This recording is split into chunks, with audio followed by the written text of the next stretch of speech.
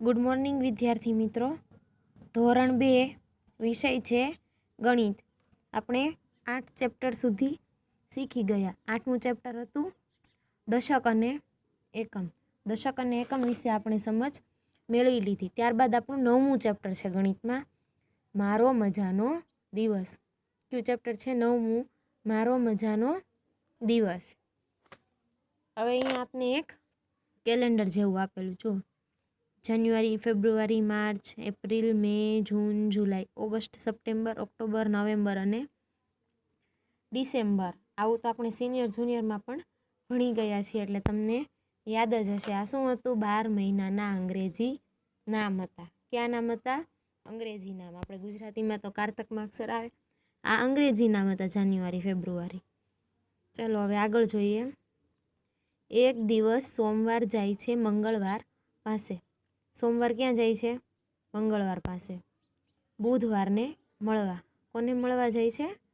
બુધવારને મળવા. ગુરુવારને પૂછવા. કોને પૂછવા? ગુરુવારને. સોમવાર જાય છે મંગળવાર પાસે, બંને જાય બુધવારને મળવા, ત્રણેય જાય ગુરુવારને પૂછવા. શુક્રવાર અને શનિવારને કહેવા કે રવિવાર એટલે મજાનો દિવસ. શું કહેવા જાય શુક્રવારને શનિવારને?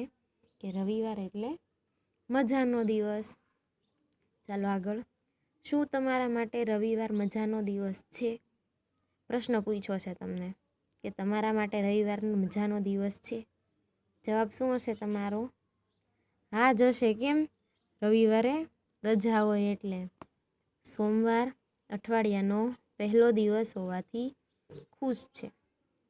હવે અઠવાડિયાનો પહેલો દિવસ સોમવાર હોય એટલે કે એ પહેલો હોવાથી ખુશ છે. તમારો પણ ક્લાસમાં પહેલો નંબર આવે અથવા તો કોઈ પણ સ્પર્ધામાં પહેલો નંબર આવે, તમે પહેલી બેન્ચીસમાં બેઠા હોય તો તમે ખુશ હો ને.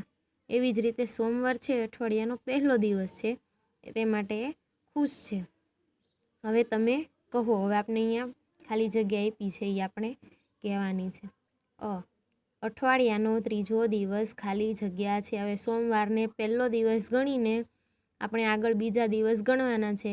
તો અઠવાડિયાનો ત્રીજો દિવસ કયો થશે? પહેલો દિવસ સોમવાર, બીજો દિવસ મંગળવાર અને ત્રીજો દિવસ બુધવાર. કયો દિવસ થશે? બુધવાર. ત્યારબાદ અઠવાડિયાનો પાંચમો દિવસ ખાલી જગ્યા છે.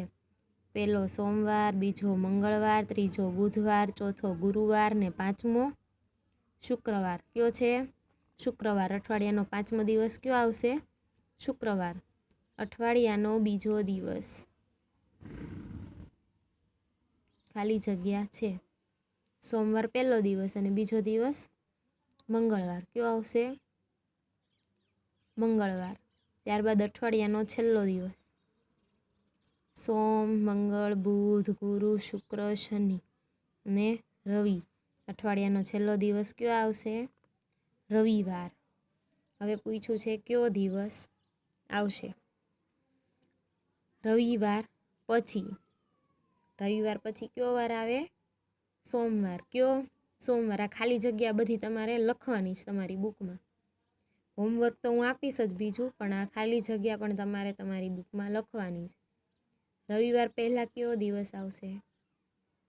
સોમ, મંગળ, બુધ, ગુરુ, શુક્ર, શનિ, રવિ. રવિ પહેલાં કયો આવે? શનિવાર. ત્યારબાદ છે બુધવાર પછી. હવે બુધવાર પછી કયો દિવસ આવશે? સોમ, મંગળ, બુધ, ગુરુ, શુક્ર. સોમ, મંગળ, બુધ, ગુરુ. બુધવાર પછી કયો વાર આવશે? ગુરુવાર. અહીંયા શું લખવાનું? ગુરુવાર. બુધવાર પહેલાં. બુધવાર પહેલાં કયો વાર આવશે? સોમ, મંગળ, બુધ. બુધવાર પહેલાં કયો આવ્યો? મંગળવાર.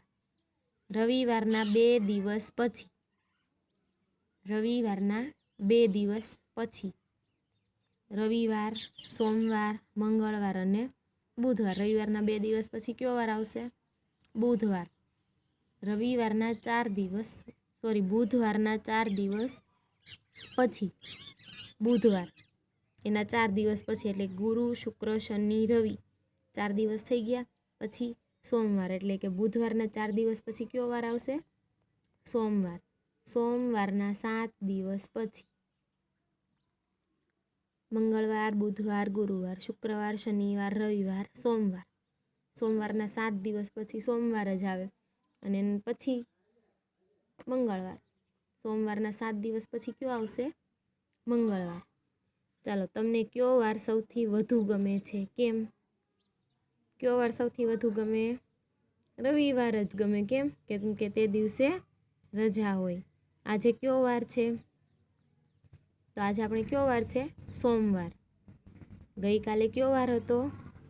કયો વાર હતો ગઈકાલે? રવિવાર. આવતીકાલે કયો વાર હશે? આજે સોમવાર છે તો આવતીકાલે કયો વાર હશે? મંગળવાર. આવતીકાલ પછીના દિવસે કયો વાર હશે? આવતીકાલે મંગળવાર અને એના પછીના દિવસે બુધવાર. ગઈકાલ પહેલાંના દિવસે કયો વાર હતો? ગઈકાલે રવિવાર હતો તો એની પહેલાં કયો વાર હશે? શનિવાર. હવે પ્રવૃત્તિ છે શિક્ષક રમવું બહુ ગમે ને તમને બધાને? ધોરણ 2 કેટલાક બાળકોને શિક્ષક રમવું ગમે છે. તેઓએ શિક્ષકનું પાત્ર ભજવવા માટે વારા કાઢવાનું નક્કી કર્યું. હવે ધોરણ 2ના બાળકો છે તેને શિક્ષક રમવું ગમે છે. તો હવે તેણે શું કર્યું છે?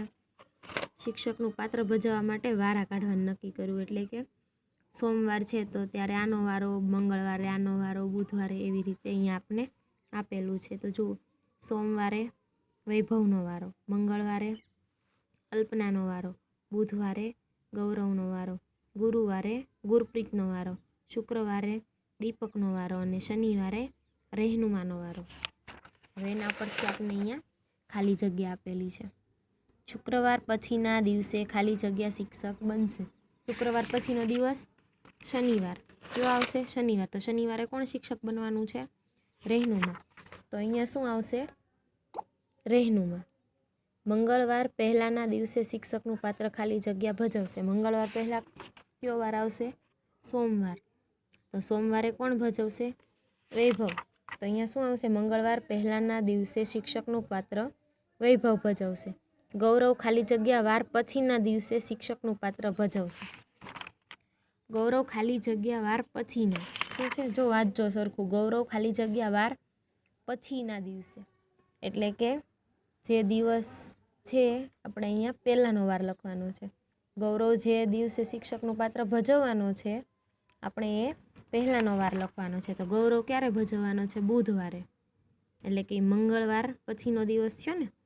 તો અહીંયા શું આવશે કે ગૌરવ મંગળવાર પછીના દિવસે શિક્ષકનું પાત્ર ભજવશે. ત્યારબાદ દીપક ખાલી જગ્યા વાર પહેલાંના દિવસે શિક્ષકનું પાત્ર ભજવશે. દીપક ક્યારે ભજવવાનો છે? શુક્રવાર. તો એ શનિવારની પહેલાં થયો. તો અહીંયા શું આવશે? દીપક શનિવાર પહેલાંના દિવસે શિક્ષકનું પાત્ર ભજવશે. હવે આ હતી વારની સમજ કે ક્યાં પછી કયો વાર આવે, કયા વારના કેટલા દિવસ પછી કયો વાર આવે, કયા વારની કેટલા દિવસ પહેલાં કયો વાર આવે એની સમજ હતી. હવે બાકીનું આપણે આગળના વિડીયોમાં શીખીશું. અસ્તુ.